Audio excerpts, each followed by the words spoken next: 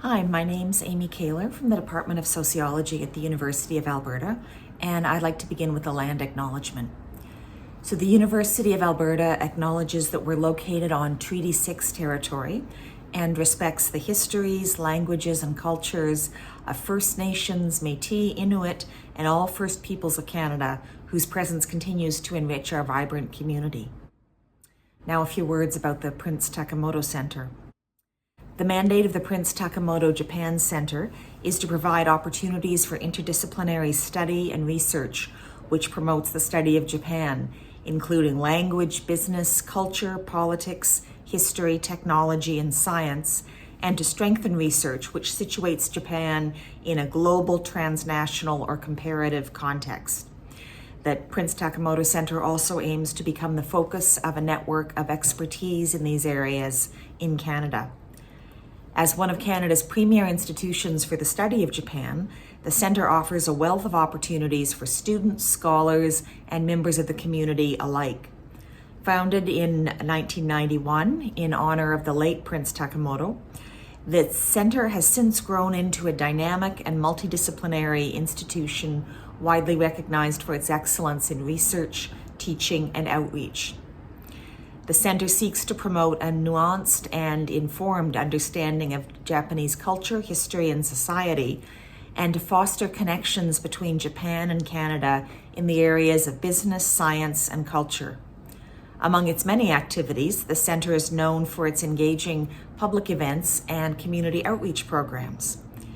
Annually, the Centre organizes a number of events that celebrate Japanese culture, including the popular showing of Hold These Truths, a play based on the real-life story of Dr. Gordon Hirabayashi, the Japanese Speech Contest, an annual competition which tests the knowledge of high school students across Canada on Japanese language and culture, as well as organizing the Japanese language proficiency test, popular across Canada and the United States. Additionally, the Centre invites scholars, artists, and experts to share knowledge and experience through lectures and workshops, enriching the academic and cultural landscape of the University of Alberta and beyond. The PTJC is the managing body of the Prince Takemoto Japan Canada Memorial Fund and serves as the Canadian Secretariat for the Japan-Canada Academic Consortium, at the forefront of promoting scholarly exchange and dialogue between universities across both countries. The PTJC's activities and programs are generously supported by a network of organizations, including Mitsui Canada, the Japan Foundation, the Consulate General of Japan in Calgary, Alberta Japanese Business Association, the University of Alberta's Faculty of Arts, MacEwan University, and the Edmonton Japanese Community Association, among others. And we are very thankful for their continuous support. So I'm honored now to present an introduction to this webinar. I teach and do research on the social and cultural dimensions of gender, but anime is a very new area for me. So I was happy to have this opportunity to immerse myself for a little while on our guests' work on the representations of gender in Japanese popular culture. You've probably tuned into this webinar to hear Dr. Sugawa-Shimada and not me, so I'll keep this intro brief. What stood out for me as a newcomer to this field, someone not familiar with it, was the resonance between the changes that Dr. Sugawa-Shimada observes over the decades of anime and some of the major thematic preoccupations in the study of gender more generally, especially in sociology and social sciences. And I'll mention three briefly. One is embodiment. One of the great things about anime, like other forms of cultural expression, is that it's a work of imagination, not always realism, and so characters can have any kinds of bodies that their creators want them to have. As Dr. Sugawa-Shimada notes, the ways that gender is signaled through embodiment has changed over the decades. What struck me as especially noteworthy was the ongoing engagement with the relationships and the boundaries between human bodies and the non-human or other than human world. From the earliest days of Astro Boy, a robot who looks like a human child but is not and never can become human, to more recent series when heroes may be part animal or may have other qualities that mark them as a mix of human and other than human, I see an ongoing engagement with the boundedness of human bodies. The many changes in visual appearance that characters undergo in the course of their heroic activities also underscores the importance or the interestingness of the boundaries between their bodies, whose changes they control, and their environment over which they seek to establish control or to bring order or to purify. A second point of resonance is the binary of rationality and irrationality, or reason and non-reason. In Western thoughts, at least since the Enlightenment, men have been associated with rationality, logic, scientific thought, while women have been associated with irrationality, emotion, and behaviors which can't really be explained or described by reason.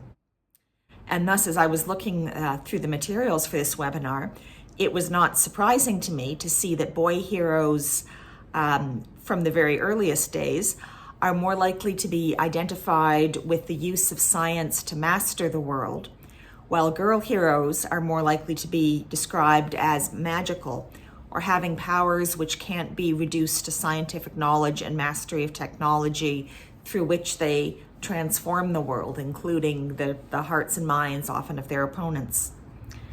I think it's very interesting also that this binary appears to be breaking down as boy heroes become magical boys, even as girl heroes take up more and different sources of power. I think the Pretty Cure series exemplifies both these trends. Dr. Sugawa-Shimada also notes that over the evolution of anime, boy heroes have been increasingly likely to question the premise of their fighting, which also suggests a move away from the technological rationality and instrumentality of the earliest days. And the final point is the pacing of gender transformation. Gender scholars in the West have long observed that not everything in a society changes at the same time. In particular, transformations in the lives of girls and women often precede similar transformations in the lives of boys and men. The feminist movements of the 20th century have been instrumental in driving these transitions, which have produced greater female representation in politics and in the paid workforce. However, changes for boys and men towards, for example, greater involvement with unpaid care work in the home or towards greater representation in female-dominated occupations has been a lot slower. Many scholars refer to this as a half-changed world or a stalled revolution. So in this context, it's interesting to see the evolution in anime heroes, as girl heroes appear to be the first to take on historically or traditionally masculine characteristics, such as physical prowess and aggression, while it's only in the last decade or so I gathered from the materials for this webinar, that we see male heroes adopting the caring forms of masculinity that have some overlap with the behaviors of characters like the ones in Sailor Moon. As time passes into the future, it will be interesting to see if this half-changed world of anime becomes more fully changed. And now with that, I welcome you to the talk by Dr. Sugawa-Shimada. Thank you. Hello, my name is Akiko Sugawa-Shimada, a professor of Yokohama National University, Japan. I'd like to thank Prince Takamado Japan Center for teaching and research at University of Alberta to invite me for this interesting lecture series, Popular Culture as Japan's National Brand, Opportunities and Challenges. My title is Gender Representations in Japanese Anime, Boy Heroes and Girl Heroes. Today, I will talk about how gender has been represented in Japanese anime since the 1960s. I'd like to focus on representations of male heroes and female heroes chronologically by picking up some popular anime titles. Here, I would call male heroes and female heroes boy heroes and girl heroes, respectively, with an emphasis on adolescence. So, what is a hero? It is hard to define it, actually. There are so many types of boy and girl heroes in anime. For instance, superheroes, sports athletes, robots with AI, pilots of gigantic robots, pop music stars, and detectives, and so on. But today I will focus on fighting boys such as AI robots, pilots for gigantic robots called super robots, and action heroes, and magical girls in popular anime in each decade. The Japanese first domestically produced TV anime series is Astro Boy in 1963. The protagonist, Atom, is a child-formed robot with AI. He was made by Dr. Tenma, a fanatical scientist who built a robot to replace his young son who died in a car accident. However, Dr. Tenma abandoned him just because he never grows up. Atom is so friendly to humans and always solves many problems in the society where humans and robots coexist. The energy to power Atom is nuclear power, which represents Japanese admiration for high technology and nuclear energy in the 1960s. While protagonists in the most of the anime in the 1960s were boys, girl audiences longed for girl protagonists. To respond to this desire, it was a magical girl anime, Sally the Witch, with a 9-year-old girl as a main lead. She comes from Magic Kingdom, and her magical power served as an effect to reveal the irrationality of the human world. It was followed by The Secrets of Ako-chan, featuring an 9-year-old ordinary Japanese girl who is given magical power. Her magical cosmetic compact makes her transform into anything she wants to become. But girls use their magical powers to beat up boy bullies, so many problems with friends, families, and even communities. The hidden power of women with inferior physical abilities equals magic. But it is just a temporary subversion of values in a male-dominated society. Why were such boy heroes and girl heroes created? The 1960s Japan faced rapid economic growth. From 1955 to 1973, the Japanese economy continued to grow at an average annual rate of 10%. Technology and energy were absolutely necessary, so in 1963, Tokai nuclear power plant in Ibaraki Prefecture was opened. It symbolized a bright future for Japan, which has few energy resources. It was also around this time that the gender role division of labor became fixed, with men working as tertiary workers in urban centers for the sake of industrial efficiency, and women concentrating on housework and child rearing. Therefore, boy heroes were represented as strong guys who protect the weak, while girl heroes were depicted as girls with supernatural powers who temporarily correct injustice and unreasonableness in the society. But their magical powers do not overthrow the man-dominant society. In the 1970s, Super Robot anime series started with Mazinger Z in 1972. Boy heroes who can operate a gigantic robot fight against the evil who attempts to invade the Earth, or Japan. Strong robots and the strength and bravery of its pilot typically represent masculinity. In this title, a female pilot, Sayaka, also appears and helps the protagonist Koji Kabuto. However, she is not strong enough. Her weakness was effectively used to emphasize Koji's strength and masculinity. In the 1970s, powerful and cute girl heroes were often depicted. Meg of Meg the Little Witch typifies this.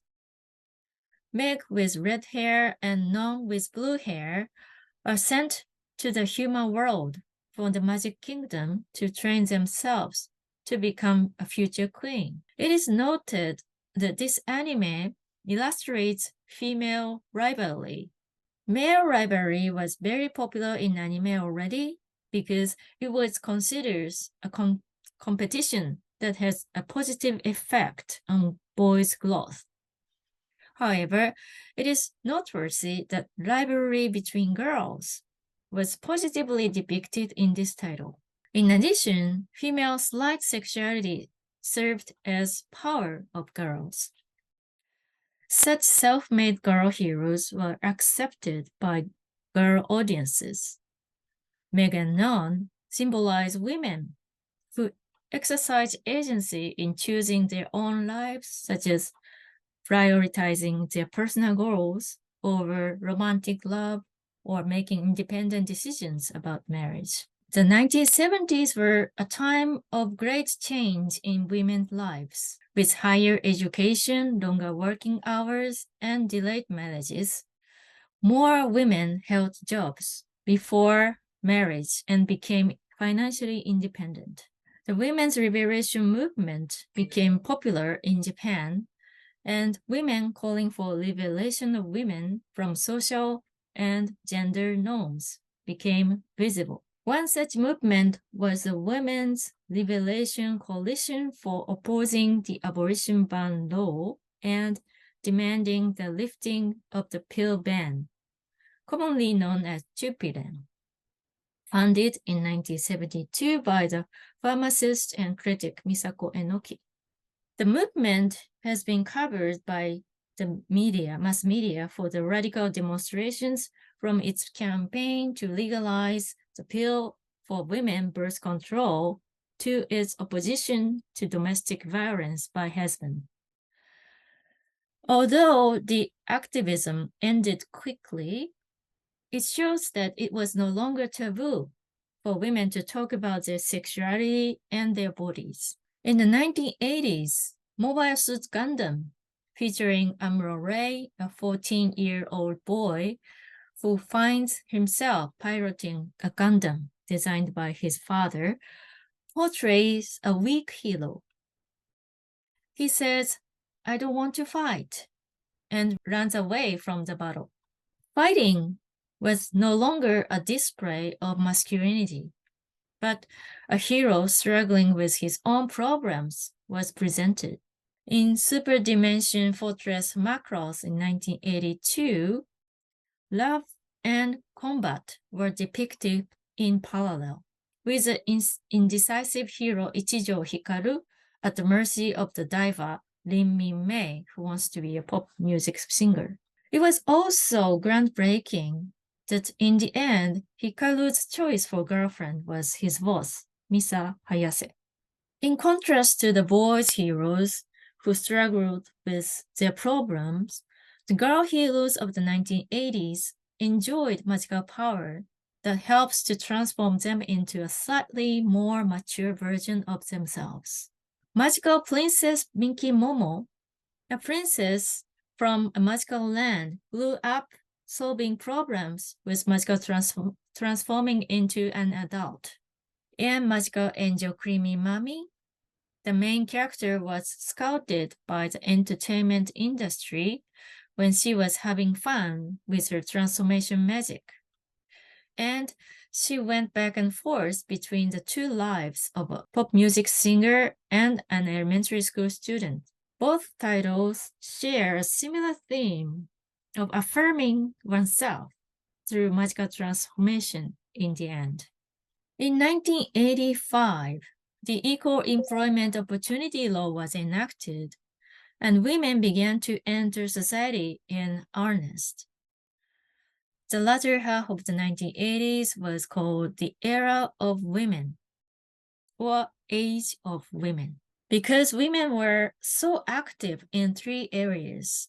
One, in cultural aspect, female pop music singers were very active and gained much popularity. For example, Seiko Matsuda, Akina Nakamori, Onyanko Crowd, Kyoko Koizumi, Miho Nakayama, and Princess. And second, in economic aspect, in the mass consumption society, women as good consumers attracted attention. And finally, in the political aspect, Takako Doi became the first female leader of the Socialist Party, and the increase in the number of female candidates for Diet members attracted the attention of mass media, commonly referred to as Madonna whirlwind. In the 1990s, Neon Genesis Evangelion in the 1995 impacted many young audiences. This series includes one TV anime and several movie versions, which were finally completed in 2021. The story takes place in the aftermath of a huge explosion that destroys Antarctica. The protagonist, Shinji, 14, is suddenly forced to become a pilot of Evangelion, a robot-like machine. But he is unwilling and runs away from his responsibility. In contrast, female pilots, Rei and Asuka, are brave enough to fight against the enemy, called angels, without hesitation.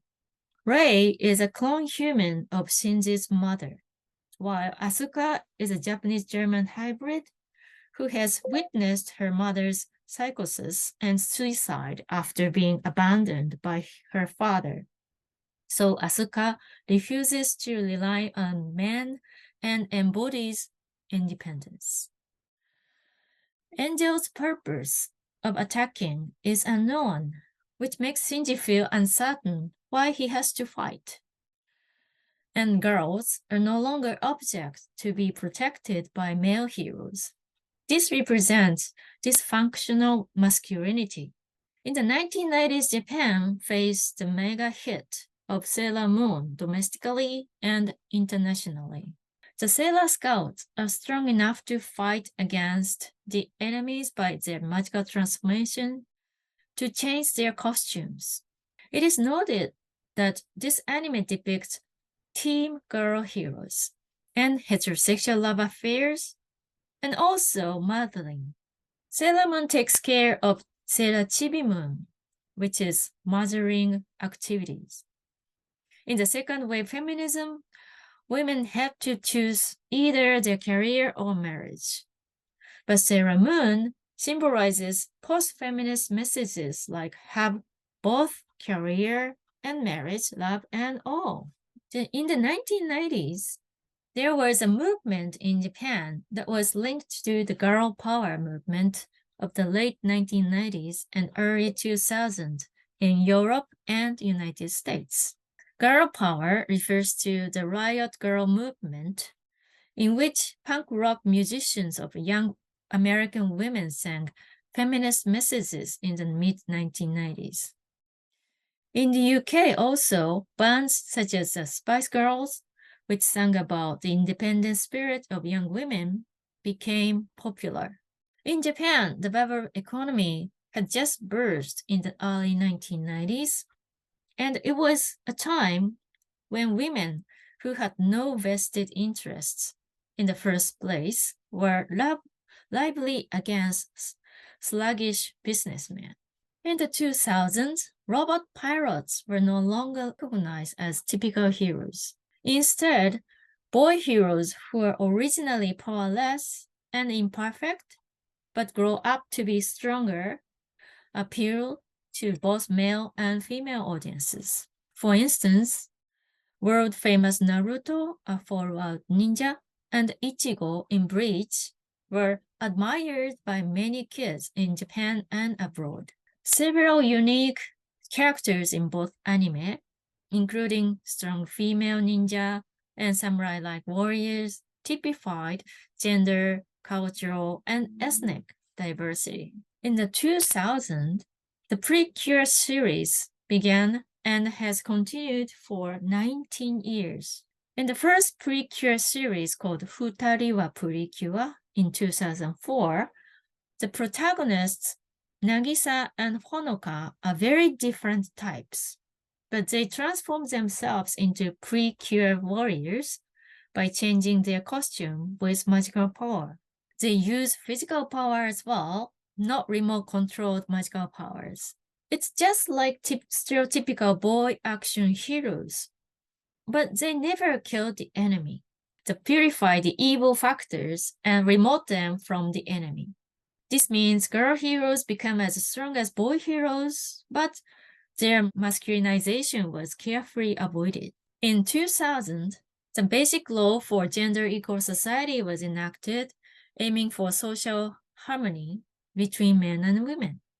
However, there was also a strong backlash against gender equality, and there was a so-called backlash in various places, saying that it was important to revive conservatism. In other words, women should be traditional feminine, men should be traditional masculine. The actual gender equality was delayed from the gender equality of the legal system. But in anime, the children were fascinated by the fact that girls fight like boys. In the 2010s, anime works with hero as an occupation appear frequently. For instance, Tiger and Bunny in 2011, One Punch Man in 2015, and My Hero Academia, which started in 2016 and still going on, depict that hero is one of those jobs whose work is assessed by people. In My Hero Academia, Izuku Midoriya, who was born incapacitated in the world where psychic powers are commonplace, is expected to have the potential to be a hero. He eventually inherits psychic powers from the former superhero All Might. He enters the high school with a hero department and works very hard to become a great hero. What makes it interesting is the existence of his enemy, the villain coalition. Justice, which are the reasons why heroes are heroes, are also present in the enemies. And this anime shows a structure in which existing values are shaken, and the main character Izuku continues to question what is justice. In the 2010s, girl heroes represented by Precure series used their bodies to fight enemies. But Hug Precure in 2018 symbolizes some changes. In Magical Girl anime, girls have always had the privilege of gaining magical powers and becoming strong and beautiful. But in this anime, a boy character, Anri Wakamiya, who loves dresses, was almost frustrated because he couldn't do figure skating due to an injury. But he was able to transform into a Precure warrior with a strong will to be who I want to be. In Japan at the time, this was a hot topic, and the existence of men who wanted to be free from masculinity was visualized in anime. So gender diversity, not the dichotomy between men and women, was portrayed. In the 2010s, respect for diversity was called for, and legislation was developed to prevent discrimination against sexual minorities, LGBTQ. In 2003, the Gender Identity Disorder Special Cases Law was enacted, and in 2015, same-sex partnership ordinances were enacted and enforced in Shibuya Ward and Setagaya Ward in Tokyo. The issuance of same-sex partner certificates, which grants eligibility for applying for family housing, has been introduced in 223 wards and cities. as of June 30th in 2022. The coverage rate is approximately 53%. However, Article 24 of the Japanese Constitution does not recognize same-sex marriage. In a male-dominated society, women who have faced discrimination now have greater opportunities for growth and are highly motivated to succeed. However, men who fear losing their vested interests may experience confusion and anxiety. This trend can also be seen in China. In the blockbuster movie The Legend of Hei, a boy who overcomes hardships and grows up. But he also has a cuteness of girl rather than machismo of traditional heroes. And the CG animation White Snake, which is based on the Chinese classic The Legend of the White Snake, depicts the strength and beauty of a young girl and has received high acclaim both at home and abroad. The hero of 2020s symbolizes caring masculinity. Tanjiro Kamado in Demon Slayer typifies it. A survey about the most respected person for elementary school students by Benesse Corporation shows that Tanjiro won the first place. He is the eldest son of a charcoal burner in the Taisho era, but when his family is killed by a demon, he trains and fights against the demon in order to take revenge and turn his sister, who was the only survivor, into a human. Tanjiro, who is too compassionate to sympathize with his enemy demon, accepts his weakness and does not forget to care for others. Compassion, care, and weakness, traditionally associated with women, are also given to male heroes, and it can be seen that they are positively accepted. In Demon Slayer, Mitsuri Kanroji is a born Herculean and glutton girl, which is supposed to be far from traditionally feminine. She is declined by a man in her first meeting for arranged marriage due to her lack of femininity and extraordinary hair color. She has dyed her hair black and attempts to perform to be ladylike and submissive. Then her second meeting for arranged marriage is successful. However, he questions herself, do I have to live like this for the rest of my life? Then she begins to seek her true self and finally finds a place where she is accepted as she is in Demon Slayer Corps. Mitsuri accepts her supposedly unfeminine power and attempts to construct her own values. Sexy, feminine, pretty, and powerful without any struggles among them.